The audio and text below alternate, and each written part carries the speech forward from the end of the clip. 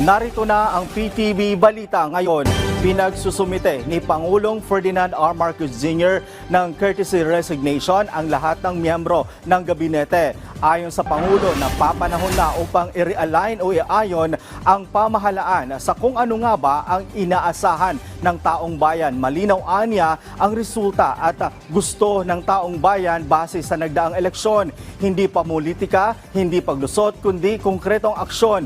Binigyan din ng Pangulo na hindi ito tungkol sa personalidad kundi sa performance ng bawat opisyal. Malinaw anya ang hakbang na ito patungo sa bagong yugto ng pamumuno, mas matalas, mas mabilis at mas nakatutok sa mga pangangailangan ng publiko. Sinimulan na ng National Food Authority ang pagdadala ng stock ng bigas sa Siquijor. Bahagi pa rin ito ng Benteng Bigas Meron na program ng Department of Agriculture. Ayon kay NFA Administrator Larry Lacson, nagmula ang mga supply ng bigas sa Bicol at Occidental Mindoro. Nasa 1,200 sako ang ilalagay sa Siquijor na ibebenta sa halagang 20 pesos per kilo.